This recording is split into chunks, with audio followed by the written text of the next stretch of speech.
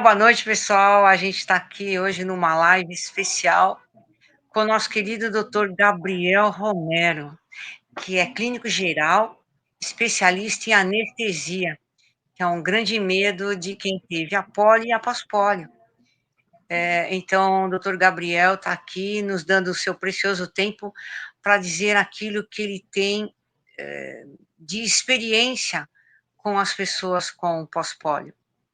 Como ele tem Boa uma noite. mãezinha como nós. Boa noite, Então, Amélia. Obrigado pelo convite. E imagina. está na história da minha vida a poliomielite, né? Como você mencionou, minha mãe faz parte desse grupo de atenção da ONG que tem os cuidados que são geridos por Maria Amélia, né? E a minha história é assim. Minha mãe teve paralisia infantil muito jovem e ficou com uma sequela neurológica de fraqueza na perna, né? E até então ela tinha uma fraqueza abdominal na perna e com o passar dos anos isso foi causando desvios no eixo da coluna, dores no joelho do outro lado. Então é uma vida de cuidados, né? Em que o ortopedista participa muitas vezes como um reparador, não é verdade? Ela na adolescência fez uma cirurgia de joelho, porque os joelhos eles têm uma sobrecarga muito importante quando a pessoa tem um déficit neurológico. Então, nas especialidades cirúrgicas, é bastante frequente que os pacientes que tiveram poliomielite passem por cirurgias, principalmente em ortopedia. E nesse momento, o anestesista é responsável por fazer uma avaliação pré-operatória, de dar as orientações que falam a respeito dos riscos, que passem segurança para o paciente, e que ao longo da cirurgia seja feita uma anestesia conhecendo as peculiaridades desse paciente, não é verdade? E que a gente é acostumado a cuidar de pessoas saudáveis e pessoas doentes. E quem teve paralisia infantil merece algum tipo especial de cuidados, né? Então, eu me deparei com alguns materiais que tratam das orientações que podem ser dadas a esse grupo de pacientes. E aqui estamos, né? O meu objetivo é passar algumas orientações, falar sobre algumas verdades e mitos em anestesia para as portadoras de pólio. Ótimo. Quando eu conheci o conceito de síndrome pós-pólio, me veio à atenção o conhecimento que a pessoa adquire outros problemas relacionados aos problemas neurológicos, fraquezas musculares, uma maior suscetibilidade ao frio, além de problemas como problemas de memória e outros transtornos, né? É, Então, veio o meu conhecimento que a síndrome pós-pólio hoje é conhecida como uma doença sistêmica. Então, a gente tem preocupações respiratórias, né? E tudo isso vem ao encontro de uma orientação pré-operatória. No preparo desse tipo de cirurgia, as pacientes vêm com bastante medo. Elas já ouviram falar que existe um risco maior de morte durante a anestesia e que teriam algumas drogas sido mais arriscadas e elas não querem fazer raquianestesia, algumas não querem que use o gás inalatório ou tem medo daquela agulha na coluna, na verdade. é E que verdade. esses medos, eles vêm de histórias que são relatadas, né? Ainda mais em grupos como esse, que são pessoas que se cuidam muito bem e compartilham também os medos, né? E que isso, por vezes, é ruim. É verdade. Há poucos meses atrás, eu tive o caso de uma paciente que, por nada, queria o bloqueio espinhal, né? O bloqueio espinhal é a anestesia feita na coluna, pode ser a RAC ou a anestesia peridural. E ela já sabia que tinha uma coluna torta, tinha uma escoliose, que é muito frequente nos pacientes com pólio, ela não queria essa técnica anestésica. Então, foi feita a anestesia geral, né? Mas será que foi a melhor técnica anestésica mesmo? Cada caso é um caso.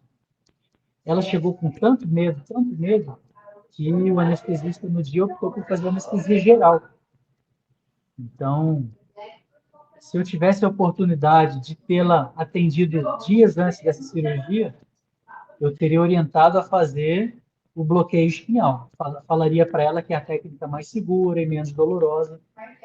Mas é que tem pacientes que têm pânico de agulha, tem medo, né, da anestesia espinhal, e tem outros que você consegue ter uma conversa mais franca, né? Falar sobre o paciente ter menos dor no pós-operatório, ter uma recuperação mais segura, na verdade. Então, embora a anestesia seja individualizada para cada paciente, há preocupações próprias de quem teve paralisia infantil. Então, na preparação pré-operatória, existe uma preocupação comum, que é da respiração. As pacientes que ouvem falar que a poliomielite atinge os nervos torácicos e a paciente pode apresentar uma capacidade pulmonar ruim, elas não precisam de exames além do que são feitos na triagem, quando elas têm esse medo. Eu procuro esclarecer as pacientes que têm alguma queixa respiratória. Eu pergunto se essas pacientes conseguem fazer algum tipo de esforço, como, por exemplo, os pacientes que não usam andador ou cadeira de rodas, eu perguntaria se eles são capazes de caminhar durante 6 minutos. Se a paciente caminha 6 minutos, ela tem uma capacidade funcional muito boa para superar qualquer cirurgia. Agora, os pacientes que têm esse tipo de complicações de mobilidade, a gente precisa perguntar que grau de esforço que a pessoa faz, que seria como um teste para o coração. Não pergunta assim, Maria Amélia, que tipo de esforço você faz e considera forte? Você faz algum tipo de atividade física? Diga para mim. Eu faço. Eu Eu sei que você é bastante considero mais ativa. forte a musculação. Musculação? É, a Mas musculação. é interessante que os pacientes com pólio conheçam os limites e testem, né? Façam atividade física, muito importante.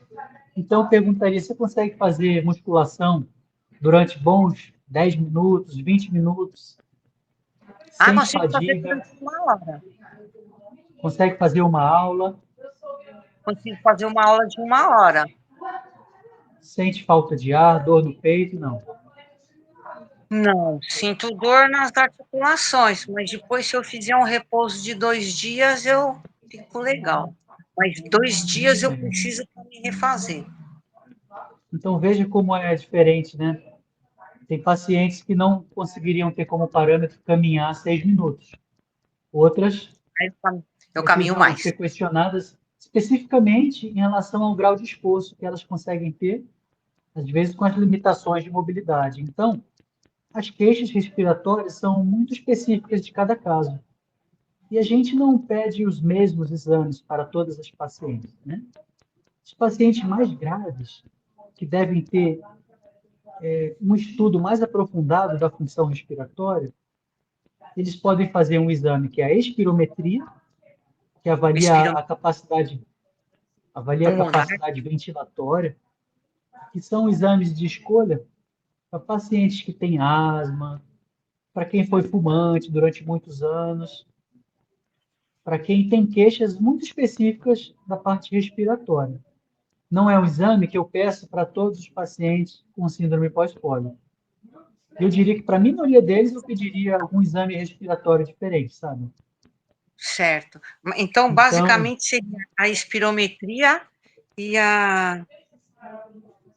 Seria a espirometria. E a pressão alta é perigoso para os exercícios? olha, as doenças que causam falta de ar, elas trazem um risco maior a todo tipo de paciente, seja com poliomielite ou sem. Uma queixa de falta de ar no pré-operatório exige uma avaliação muito minuciosa. E além da espirometria, tem alguns pacientes que devem fazer raio-x de tórax para avaliar as dimensões do pulmão, do coração, né? Tem outros exames complementares, como, por exemplo, um exame de sangue, que é chamado gasometria, que ele vê como os gases estão Como que é o exame de dissolvidos no sangue? sangue. Se chama gasometria. É o estudo dos gases do sangue. A gente dosa em laboratório o oxigênio e o gás carbônico, porque tem doenças que alteram esses exames e que no pré-operatório chama a nossa atenção.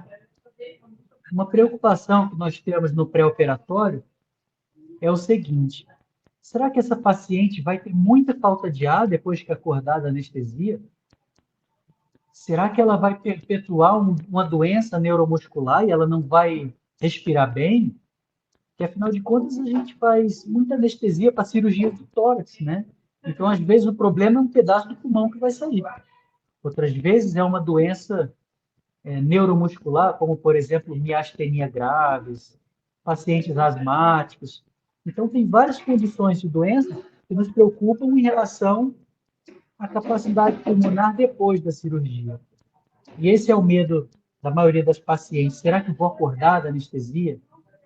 Então, em situações especiais, que o paciente tem falta de ar, em geral, nós vamos investigar outras doenças, como você me relatou, hipertensão. Para os pacientes Hipertensão. hipertensos, eu me preocupo se a hipertensão está bem controlada ou não, e se essa hipertensão é antiga, tal que afetou outros órgãos. Tem gente que é hipertensa há muito tempo e o coração já ficou grande. Então, às vezes, eu mando lá uma cartinha para o cardiologista, eu mesmo peço o exame de ecocardiograma, além do raio-x de tórax, o eletrocardiograma. Então, eu não posso ser generalista para cada paciente. O exame físico é muito Eu tenho importante. extracístoles. Tem algum problema, doutor? Quer dizer, Olha, eu as tenho extracístoles, extracístoles, tem hora que dá, tem hora que parece. No último exame, a doutora Cari disse que parecia que não tinha nada. né? As queixas de extracístoles, às vezes vêm com palpitações, que é aquela sensação de batedeira no É, coração.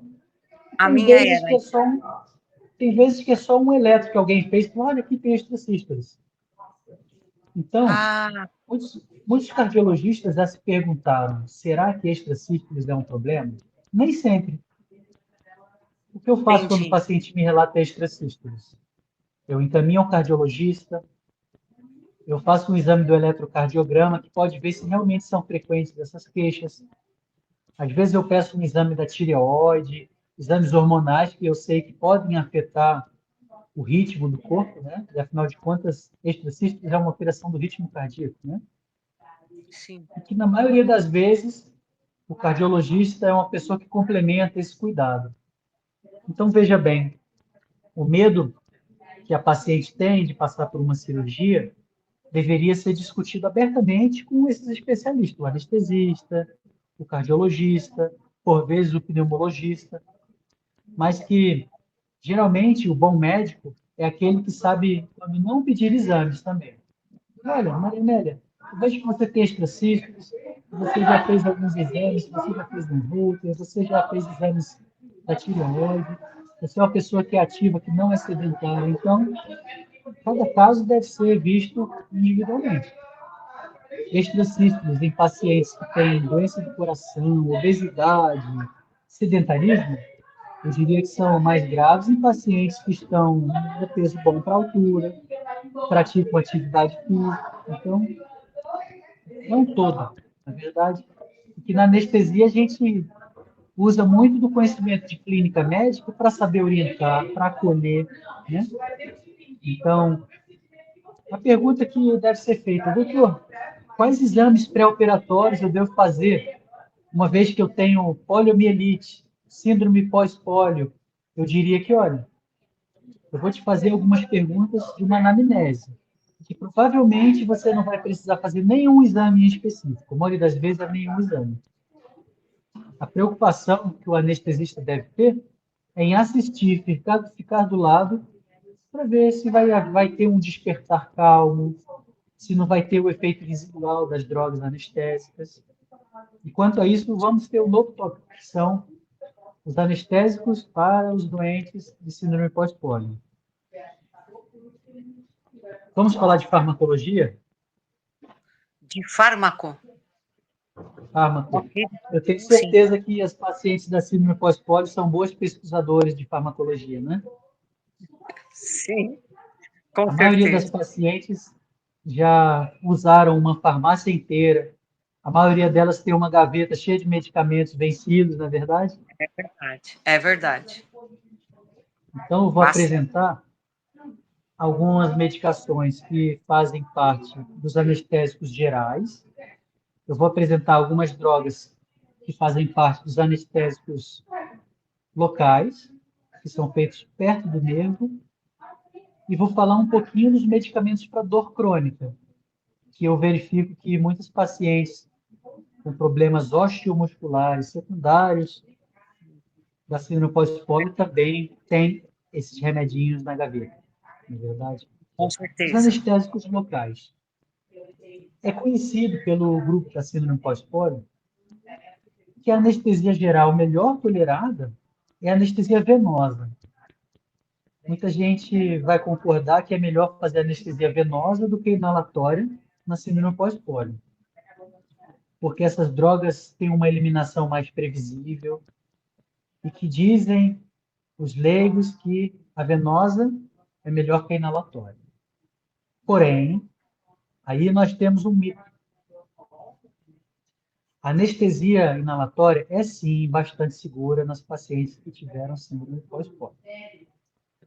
É bem verdade que a anestesia inalatória tem um despertar mais lento, uma eliminação que vai depender do tempo do procedimento cirúrgico e que é comum ter fraqueza muscular na recuperação desse tipo de anestesia. Opa, mas espera aí, você falou em fraqueza muscular? É, Mas é uma fraqueza muscular previsível. Na anestesia entendi. moderna, na anestesia dos últimos 20 anos, nós temos um aparelho que mede a concentração de gás que está saindo do corpo. O mesmo tubinho que sopra o ar pelo canudinho do tubo traqueal, ele mede a concentração dos gases inalatórios. Diferente de 30, 50 anos atrás, quando essa doença tinha uma morbidade muito maior. Então, se eu fizer uma anestesia geral em uma paciente sabidamente portadora de síndrome pós-polio, eu posso usar sim anestesia inalatória com bastante segurança. Eu vou usar uma concentração de gás que é bastante tolerável, que é uma dose bastante aceitável. Não preciso usar uma dose menor pelo fato do paciente ter síndrome pós-polio. Mas a segurança que o anestesista pode dar a cada uma dessas pacientes é assistir o tempo de eliminação dessa droga. Seguramente, em 10 minutos, em 20 minutos, eu vou ter em tempo real a dosagem dessa concentração no ar que sai pelos pulmões, uma concentração mínima. Então, aqui existe um mito a ser vencido, que é o portador de síndrome pós-polio não pode fazer anestesia inalatória. Isso não é verdade. Com a dosagem dos gases que a gente faz pelo analisador de gases, a gente consegue ter o procedimento no pós-operatório, na recuperação anestésica, com bastante segurança. Que Então, ótimo. essa é uma droga a ser desmistificada, tá bem? Certo. Eu coloco à disposição das pacientes que forem passar por cirurgias para dar qualquer tipo de assistência, orientação, tá bem? Que- Vamos falar de outros grupos de drogas aqui. Tem um grupo de drogas em específico usado em anestesia, que é outra suposta vilã, que é o bloqueador neuromuscular. Uau. A doença da paralisia infantil afetou diretamente os nervos e afetou o funcionamento da placa motora, que é a região em que o neurônio encontra o músculo. E que essas pacientes que ficaram com sequelas de fraqueza também têm músculos mais fracos e alterações que o patologista consegue determinar, próprias dessa doença sistêmica, que é a síndrome pós-polio. Então, os pacientes com síndrome pós-polio têm medo da droga que paralisa o músculo. O bloqueador neuromuscular, que é esse grupo de drogas, ele tem um efeito quase instantâneo, em que inibe o funcionamento da placa motora, que é, chama de placa motora porque é uma região específica do corpo, bem pequena, em que o músculo comunica o nervo, que ela fica perfeitamente paralisada por essa medicação, que é o bloqueador neuromuscular. Para o anestesista, o bloqueador neuromuscular dá a flacidez muscular necessária para a intubação. O paciente precisa disso para fazer uma intubação mais fácil, mais segura, menos traumática. E em alguns tipos de cirurgia, é desejável que o músculo fique flácido o suficiente para ter uma manipulação durante a cirurgia mais facilitada, para ser uma cirurgia feita de forma mais adequada, né? Com o relaxamento muscular necessário. Costumamos Perfeito. dizer que a anestesia é feita para tornar a cirurgia possível e não fácil, não é verdade? Então, a escolha do anestesista é particular se ele vai ou não usar o bloqueador neuromuscular. Isso deveria ser discutido com cada paciente, respeitando os medos de cada um, né? Olha aqui, nós temos a possibilidade de fazer uma cirurgia com bloqueador neuromuscular em você. Isso vai te trazer mais segurança. Por exemplo, se eu avaliar que uma paciente pode ser difícil de intubar, falei, olha só, eu vi que você tem uma tireoide muito grande, eu vi que você não abre a boca o suficiente, e existe uma distância que deve ser avaliada antes da cirurgia, que vai te dizer, você é uma paciente que tem uma intubação mais difícil, eu vou precisar fazer um relaxamento muscular, isso tem que ser discutido. Aí ela vai levantar a dúvida, mas doutor, eu tenho medo do relaxante muscular, porque eu tive paralisia infantil e eu tive uma colega que faleceu durante a anestesia. Então, essas histórias, elas vêm à tona nessa hora, e o medo vem. E é nosso Sim, papel acolher e discutir os riscos, não é verdade? sim, Às vezes o com paciente certeza. não quer nem fazer a cirurgia porque morre de medo, mas sofre com dor. Tem medo de fazer a cirurgia de coluna, de joelho, não é? Então, o meu interesse em dar essas orientações é o interesse em ser tranquilizador. Os anestesistas modernos, que têm uma monitorização muito adequada, conseguem medir a concentração do anestésico inalatório ao fim da cirurgia. Isso traz segurança em relação à anestesia inalatória. Nós temos um aparelho que verifica a fadiga muscular nos pacientes que usam bloqueador neuromuscular. Ah, olha que informação interessante. Eu morro de medo do bloqueador neuromuscular, do relaxante muscular. Mas você sabia que nem todo centro cirúrgico tem esse aparelho? Mas se tiver Ah, disponível, é altamente indicado nos pacientes. Eu diria que a orientação específica para os portadores de síndrome pós-pólio é que, se for fazer anestesia geral, precisa ter disponível o aparelho que é chamado de TOF. É o que verifica a recuperação neuromuscular. muito importante isso. E essa medicação, que é relaxante muscular, ela tem um antídoto. Então, olha que interessante. A anestesia moderna e bem feita, a gente tem um medicamento que é o relaxante e a gente tem um antídoto.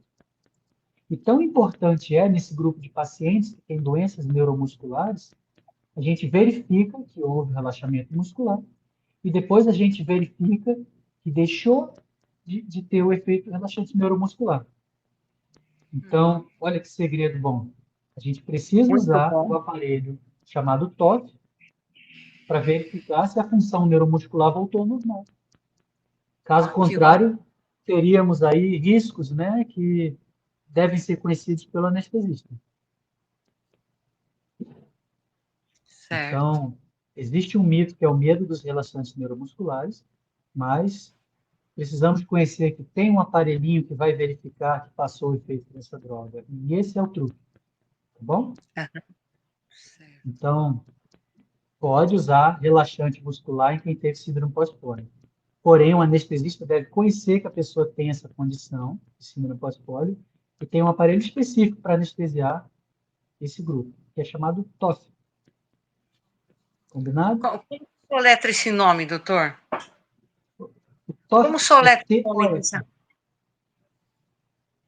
Não Esse entendi. aparelhinho, eu vou te mandar, eu vou te fazer umas ilustrações que mostram diferentes aparelhos que medem isso. Olha como ele é Ok. simples. Ele tem eletrodos que ficam no trajeto do nervo, que dão um pequeno estímulo elétrico. E não dói. E com esse Sim. estímulo elétrico acontece a movimentação do músculo. Então, no Perfeito. momento que eu faço o relaxante muscular, não tem movimento. E no momento que eu faço o antídoto, que reverte a função e devolve o movimento ao músculo, eu consigo, por esse aparelho, verificar que passou o efeito do relaxante. A É gente como um chama de fadiga. eletroestimulador. É como Exatamente. É um eletroestimulador que mede estímulo e resposta. E os neurofisiologistas são os especialistas nesse tipo de fenômeno. Eles medem o ah, estímulo e a resposta. E os eletrofisiologistas chamam de fadiga o efeito que é mais acurado para verificar que o paciente pode ser estubado. Ah, mas eu tenho uma doença neuromuscular. Tem outras doenças neuromusculares, como miastenia graves, existem distrofias musculares. Então, tem várias condições que levam o anestesista a precisar de um aparelho específico nesse tipo de anestesia. Tá bem? per- Então, vamos lá. Vamos falar dos outros mitos em anestesia para os pacientes com síndrome pós-pólio. Os bloqueios nervosos. A anestesia moderna é feita sendo chamada de anestesia multimodal.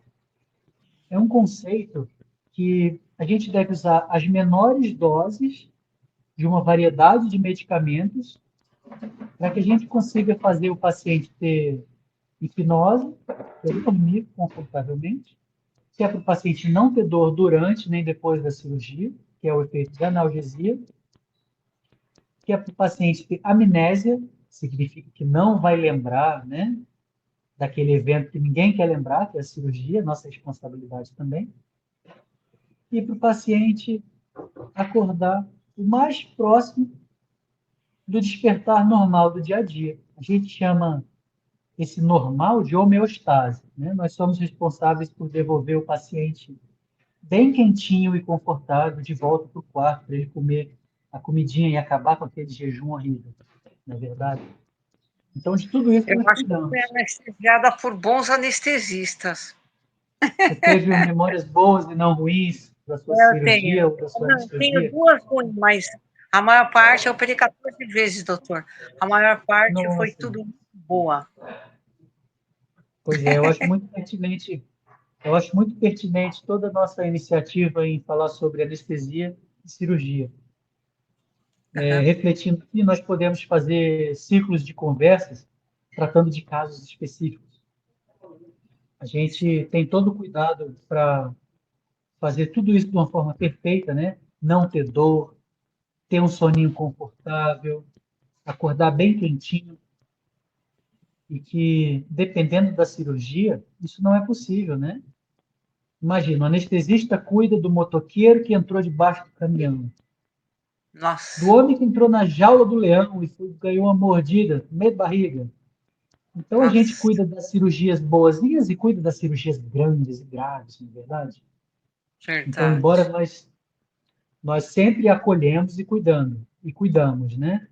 E fazemos o Uhum, possível para o paciente ir para o quarto na melhor das condições, não é verdade? Então, verdade.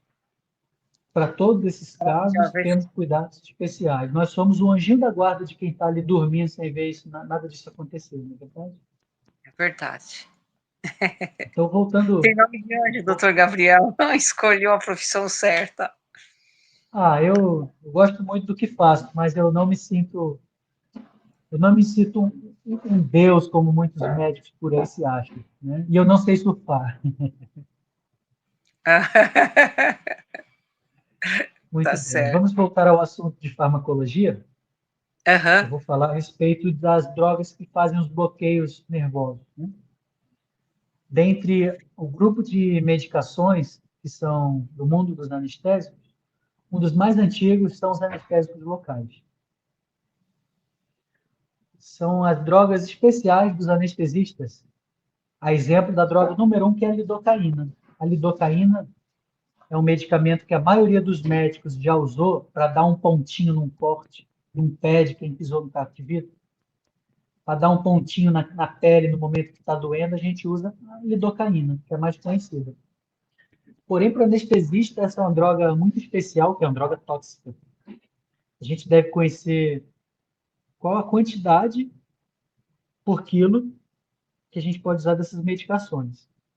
E que, além delas serem as drogas mais antigas, que são grupos anestésicos locais, elas ainda são usadas, e são usadas com bastante segurança no grupo dos pacientes com síndrome pós-pólio.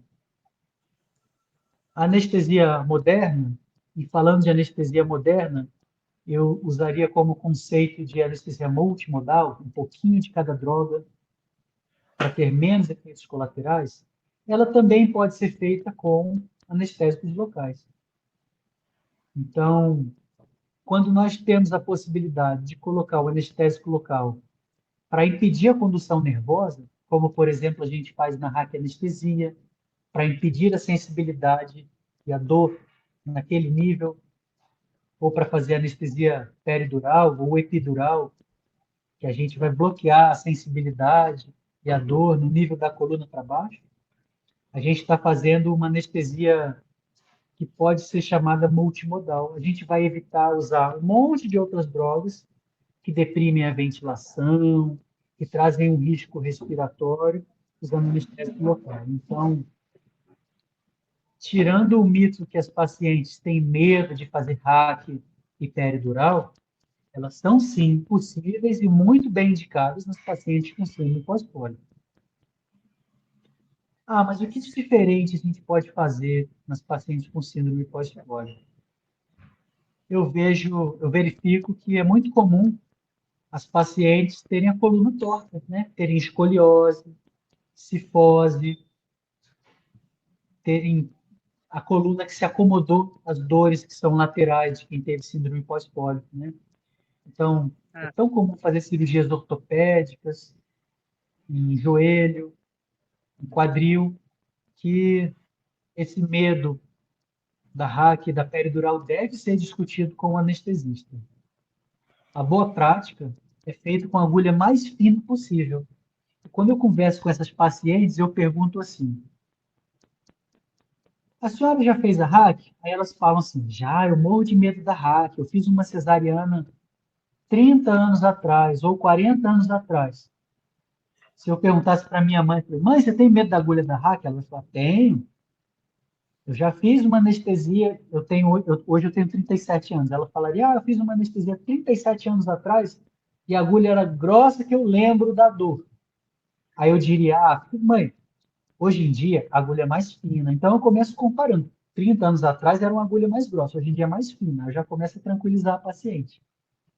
Então, olha, a agulha é mais fina. A gente pode fazer um estudo da coluna para que isso seja tranquilizador, né?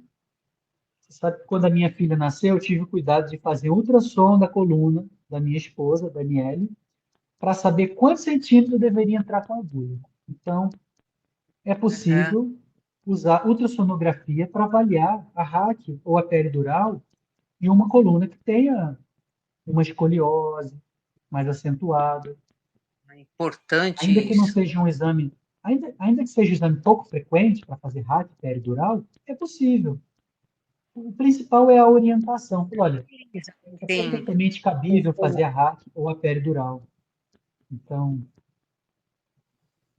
é isso que o senhor bastante está falando possível e tranquiliza aconselhável. aquelas que têm as pessoas que têm esse problema de escoliose, lordose, ou seja, esse desvio na coluna, tranquiliza ouvir que existem todo o exame hoje, né, principalmente Sim, hoje, para que mostre a, o local, o isso. tamanho que poderia colocar, Exato. aonde poderia colocar com mais assertividade, né, a agulha. Porque eu Sim. também tive Não é um medo quando exame. Você teve medo de fazer? Você já fez anestesia nas costas? sim, fiz há 58 anos atrás, eu fiz com 10 aninhos. Eu vou fazer 70 esse ano, então, naquela época, eu via muitas crianças que iam para a sala de cirurgia e não voltava. Sim, eu lhe Naquela diria época, que hoje em dia a agulha é mais fina, eu achava que tá? todas eram grossas. E que Mas eu não sabia você, que eram mais grossas e hoje são mais finas. Eu não sabia disso, doutor. É bom saber disso. É muito bom. aí eu vou te fazer uma pergunta que seria uma boa pergunta. Aí você me perguntaria, doutor, mas qual anestesia é mais segura para quem teve síndrome pós-pólio? Hack ou peridural?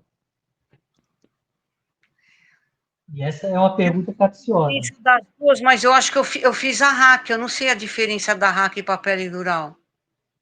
A hack A é diferença, no. a hack peridural, a hack ou anestesia peridural, elas estão dentro do conjunto das anestesias do neuroeixo, que é feito na coluna, no eixo da coluna vertebral. Então, o efeito delas é parecido, porque elas vão tirar a dor e vão possibilitar anestesia nas pernas, e que a escolha por elas é feita de acordo, por exemplo, com a faixa etária. As pessoas que estão em idade reprodutiva, ou as crianças, quando elas fazem a hack, é mais frequente que elas fiquem com dor de cabeça. Não é muito frequente, é pouco frequente, mas que os idosos têm bem menos dor de cabeça por conta da hack. Então, em um idoso, eu posso fazer a hack com menos complicações de dor de cabeça. Eu posso escolher fazer a peridural em jovens e a hack em idosos, por exemplo. Porém, se esse para esse grupo de pacientes que tem a pressão muito alta, descontrolada, ou que tem doenças cardíacas, tem história de AVC e que não toleram variações muito grandes da pressão arterial, aí às vezes eu escolho a peridural. Então, olha como não é trivial essa resposta. Pode ser feita hack, pode ser feita peridural, mas eu devo levar em conta as doenças sistêmicas, pressão, diabetes, uso de medicações, para que eu possa avaliar cada caso. Mas, geralmente, não vai ser a história de paralisia infantil que vai me fazer escolher um ou outro. Tá? Então, é uma técnica anestésica que pode ser feita com segurança.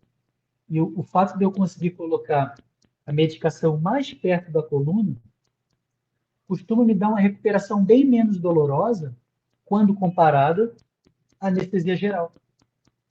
Na anestesia geral, eu faço os medicamentos inalatórios, né, que são feitas através do tubo orotraqueal, e na veia, que faz parte da anestesia venosa, né?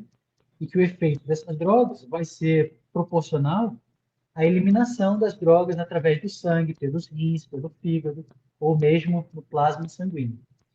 Já quando eu faço a droga perto dos nervos, que é o caso dos nervos da coluna, da medula espinhal, eu uso menores doses dessas drogas, então tenho menos efeitos colaterais e por vezes eu tenho uma analgesia mais duradoura. Então é ótima a anestesia espinhal para portadores de síndrome pós-parto, tá bom? Não tenha medo se você for fazer uma raquion peridural, mas tenha um anestesista para te orientar, combinado? Sim, com certeza. Nossa, maravilhoso tudo isso que Isso é o um senhor assunto está. tão amplo, né? E É que muito. existem sim questões especiais em relação ao síndrome pós-pólio, mas que a monitorização sendo feita de maneira correta, tanto da função neuromuscular quanto do uso da anestesia inalatória, garantem uma segurança maior nesse grupo de pacientes, tá bem? Então, o que eu percebi, na verdade, com relação à síndrome pós-pólio, os casos que são mais, que requer mais atenção do anestesista é se tiver algum problema respiratório, né? Então, é a perda do neurônio motor que ajuda a respiração. Se a pessoa tiver esse tipo de comprometimento, é nesse sentido que o senhor vai ter mais atenção para poder escolher a anestesia. Fora isso, não tem grandes diferenças de uma pessoa comum. É isso. Sim. Quanto aos Então, eu problemas acho. respiratórios, a pessoa com síndrome pós-pólio que apresenta problemas respiratórios deve fazer uma investigação minuciosa dos outros causadores de problemas respiratórios. Se existem várias causas de problemas respiratórios, um deles pode ser a síndrome pós-pólio. Outro pode ser uma doença do pulmão, pode ser uma doença do coração, ou pode ser, por exemplo, por causa do uso de alguma substância, como, por exemplo, tabaco, né? Quem já foi fumante. Então, é bom Eu fui haver o ver. esclarecimento da causa do problema respiratório para que sejam excluídas as causas mais graves. Os problemas de falta de ar no pré-operatório é mais comum que não sejam decorrentes da polio, mas que sejam decorrentes de outras doenças mais graves, tá? Certo. Então Então, a esses maioria dos exames é pacientes com síndrome, polissonografia. os exames que são mais pertinentes para investigar falta de ar no pré-operatório são a espirometria, que geralmente é indicada por um médico pneumologista, especialista em pulmão. Outro exame que é feito em casos importantes de falta de ar é a gasometria, que é o exame dos gases do sangue. Ela pode ser feita do sangue que circula nas artérias ou nas veias. Esse é um Ah, eu exame nunca tinha ouvido importante. esse exame, gasometria. Gasometria é o exame de sangue que é feito no pré-operatório de pacientes geralmente com falta de ar. E tem um terceiro exame, que é chamado de difusão de monóxido de carbono. Então, são três os exames principais que são feitos no pré-operatório de pacientes com falta de ar. E na grandíssima maioria dos casos, esses não são exames necessários. Olha que boa notícia. A maioria dos pacientes com síndrome pós-polio não precisam de exames a mais. Não precisam gastar dinheiro com exames, desde que eles não tenham queixas como, por exemplo, falta de ar. A gente costuma pedir alguns exames de rotina, quer dizer que são exames obrigatórios nos pacientes para determinada faixa etária ou pacientes portadores de algum tipo de doença. Eu diria que para quem tem mais do que 40 anos de idade, são suficientes o exame de sangue, o hemograma, o raio-x de tórax e o eletrocardiograma. Então, para uma cirurgia eletiva que não vai ser uma cirurgia de pulmão ou de coração, um paciente que tem síndrome pós-polio sem falta de ar, eu fico satisfeito com o hemograma, o eletrocardiograma e o raio-x de tórax.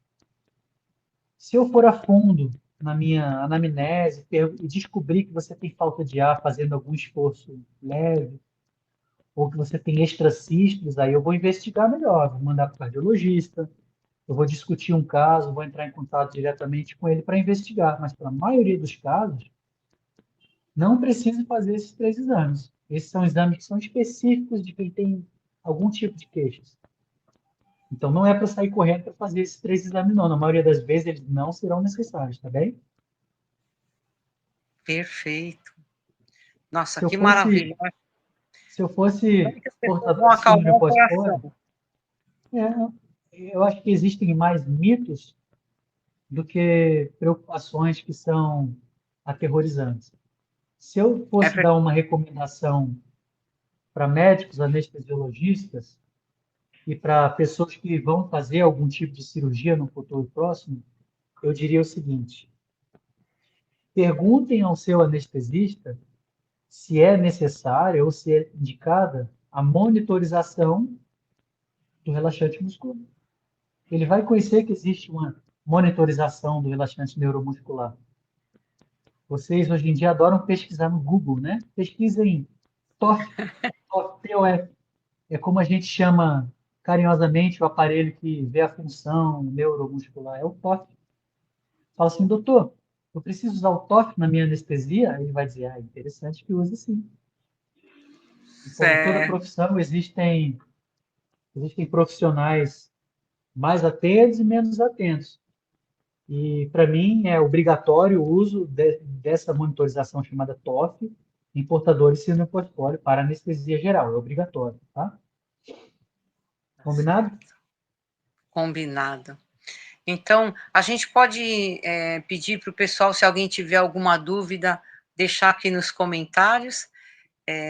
Pode sim, eu O... estou disponível. Eu sou especialmente solidário com esse grupo de pacientes. Eu vou te contar uma história que envolve anestesia e a história da minha vida, tá bem? Tá bem.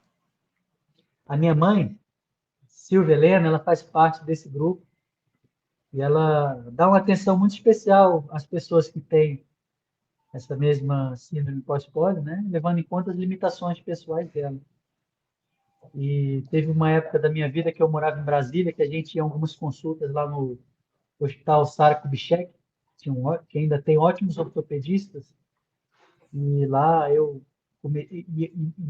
era muito impressionante ver os médicos atenderem ela. Eu acho que fui pegando gosto pela medicina já nessa fase da minha infância e adolescência. E graças à síndrome pós-pólio, eu decidi escolher por fazer medicina, né? E não sei se também por causa disso eu tive interesse em fazer anestesia. Mas quando a minha mãe entrou em trabalho de parto, eu sou o filho mais novo, então foi o segundo trabalho de parto na vida dela. Ela foi em um hospital, que é um bom hospital lá no Rio de Janeiro, que é o Hospital Marcílio Dias, onde eu nasci, o Hospital Naval. Ela entrou em trabalho de parto e foi um trabalho de parto prolongado, em que diz ela que o obstetra não tinha conhecimento no fato dela já ter tido poliomielite. Eu acredito que em 1987 a síndrome pós-pólio não era conhecida, ou era Não, pouco conhecida, né? Então era a pessoa tinha sequelas motoras da poliomielite, mas talvez a maioria dos médicos, e bons médicos naquele bom hospital público, um dos melhores do Rio de Janeiro, eles não tinham noção de que essa doença sistêmica poderia afetar a prensa abdominal, que é necessária enquanto a parturiente faz os puxos, né? Que é para colocar o bebê para fora. Ela precisa fazer uma força danada em meio à dor para que exija a movimentação da articulação do quadril e toda aquela força abdominal faça o bebê ganhar o canal de parto, né? E que não foi eficiente a progressão pelo canal de parto. E ela fazia força e não descia, fazia força e não descia. Então, em algum momento daquele desespero que se tornou, aquele momento, ela falou: doutor, não tenho minha força boa, eu tive paralisia infantil. Então, com alguma urgência, eles decidiram por fazer a cesariana. Ó, o bebê não está descendo, vai ficar roxinho, né? É o assunto dos obstetras. Então, vamos mudar a tática. Em vez de fazer o parto por baixo, vamos tirar pela barriga. Isso é bastante frequente na obstetrícia, né? Existem várias formas de acompanhar esse momento com segurança para a mãe e para o feto. Mas, naquele momento de angústia, graças à paralisia infantil, ela não conseguiu fazer a força suficiente para eu nascer, né? Naquele momento, eu era só espectador, estava só ouvindo ali aquilo tudo. Então, optaram por fazer anestesia espinhal para a cesariana. E, pelo que ela me relatou, foi um momento agonizante, muito traumático, porque geralmente não cede a grávida, ela lembra de tudo, né? Então, eu acho que deram tantas espetadas na coluna, de acordo com o que ela me falou, né, que deu ali uma complicação neurológica. É provável que tenham espetado algum nervo ali. Eu nasci bem, deu tudo certo. Mas espetaram os nervos da coluna e ela ficou meses sem conseguir andar apropriadamente. Então, ela teve uma internação prolongada por conta de uma complicação que, a meu ver, foi uma complicação anestésica. Então, é possível que a situação de urgência tenha complicações. Igual eu te falei, nem sempre acontece tudo mil maravilhas, e nós somos preparados para situações calmas e para situações de angústia, né? E naquele caso deu tudo errado. Ela já tinha uma fraqueza na perna por causa da paralisia infantil. A complicação ali não se deveu a pólio. Teve que mudar, fazer cesárea, mas o fato dela ficar alguns meses sem conseguir andar foi porque foi uma anestesia difícil de fazer, né? E que, assim, é a vida do médico. O médico vai para o trabalho todo dia rezando para fazer o melhor e não ter nenhuma complicação, embora elas aconteçam, né? é Então, verdade. graças a Deus, a lesão que ela teve nervosa foi uma lesão transitória, que melhorou, mas que ela sempre me relatou uma situação angustiante relacionada à anestesia. E durante alguns anos eu me perguntei se isso teria sido em função da poliomielite ou da síndrome pós-polio. Eu diria que teve pouca relação, porque ela não tinha força de prensa abdominal suficiente, mas que, né, a anestesia ela precisa ser feita, porque o bebê precisa nascer. Então, se vai pegar o nervo ou se não vai pegar o nervo, isso é uma complicação muito rara, muito rara. Eu vi acontecer pouquíssimas vezes. E que isso é orientado. Falou, Eu nunca falo que a anestesia é isenta de riscos, mas a gente usa tudo, todo possível para minimizar os riscos, na verdade. E que isso realmente aconteceu. Depois que eu nasci, eu fui trabalhar nesse hospital como clínico geral, não como anestesista, e que isso me leva sempre a reflexões sobre o que eu estou fazendo pela paciente. Já me vi no lugar do bebê, já tentei me colocar no lugar da paciente, que foi minha mãe, né? Então, esse exercício de se colocar no lugar do próximo, né, do doente, é um exercício muito produtivo. A gente chama isso de empatia, né? É um exercício diário. Exatamente. Então, isso faz parte do meu envolvimento mais pessoal e profundo, né, em relação ao lado de ter uma mãe que tem síndrome pós-pólio, ser o anestesista preocupado em atender esse grupo de pessoas especiais que são as sobreviventes, né? Exatamente. Então tem bastante experiência na família e pode fazer muito em prol dessas pessoas como nós, com o pós-polio. Essa Uhum. live realmente para mim foi assim maravilhosa, né? Está sendo maravilhosa porque mostra o filho de uma paciente que, querendo ou não, teve um certo trauma com o anestesista, se tornou um anestesista e está aqui tentando desmistificar esse grande medo de nós que temos a pós-polio. A gente sabe que em 2003, 2002, que começou a pesquisa da pós-polio, o doutor Acari falava que não existia literatura sobre a síndrome pós-polio. E na universidade já não se estudava mais a polio, imagina falar de pós-polio. Ficou por mais de 10 anos sem se estudar a polio. Não fazia mais parte da cadeira de neurologia a polio, porque era considerada uma doença que estava erradicada. E depois de entrar como paciente da Universidade Federal, eu pensava, puxa vida, como assim não existe mais polio? O doutor Acari fez 10 anos de medicina e só teve 2 aulas de polio. E quando a gente estava fazendo parte desse estudo científico, eu percebi quantos estudantes chegavam que nem sabiam o que era polio, nunca tiveram aula de polio. Então, voltou para a cadeira de neurologia a polio, porque a palavra erradicada dava a impressão que não existia mais. E não era não existe mais, estava sob controle. Então, é gratificante poder contar com todo esse carinho que o senhor dedicou a todos nós, nos explicando o, o que pode acontecer e o que a gente deve questionar, e até onde vai todos esses medos que muitos adquiriram pela forma como foram tratadas em algumas cirurgias, né? Então, teve pessoas que sofreram bastante, que fizeram muitos erros com pacientes com pólio, porque, querendo ou não, muitos foram corajosos, não, corta aqui, tira aqui. A gente passou por grandes transformações, né? Então, eu agradeço muito a sua dedicação, a estar aqui comigo nesse momento de fazer essa live, que para mim foi maravilhosa.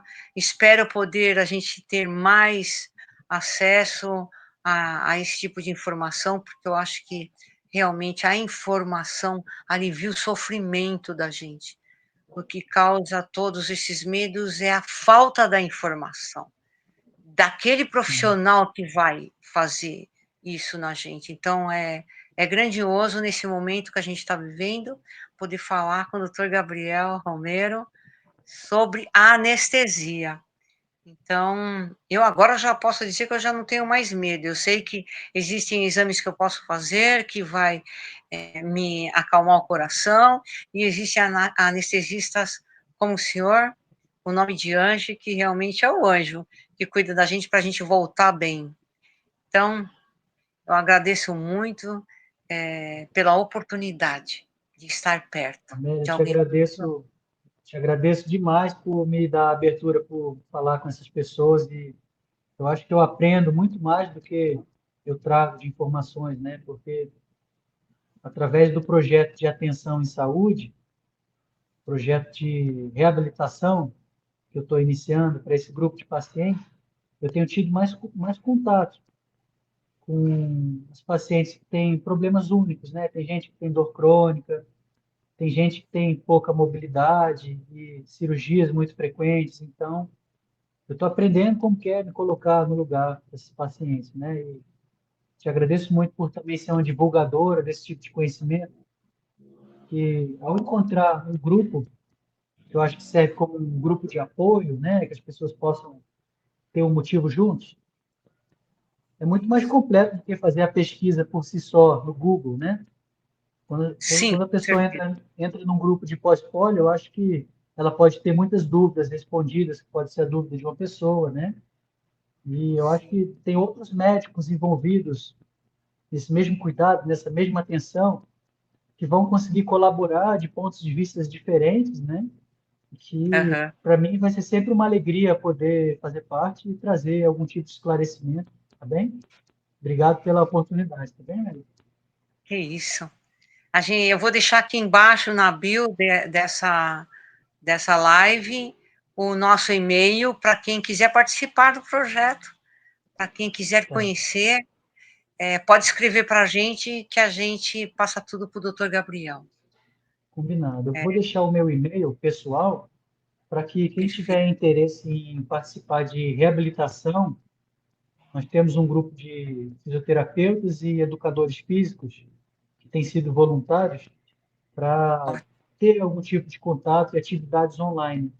O meu e-mail é g de gato, f de faca, gfromero, @gmail.com. Então, vocês podem me procurar que dentro de alguns dias a gente consegue incluir nas atividades do nosso grupo chamado Aileron. Tá bem, Amélia? Muito obrigado.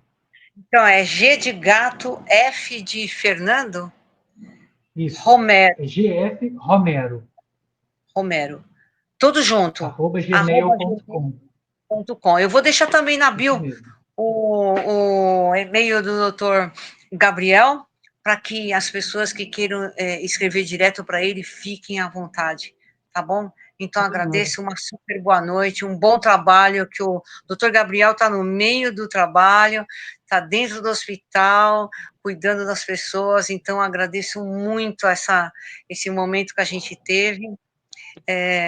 Eu acho que respondeu a muitas dúvidas para muitas pessoas. Bacana.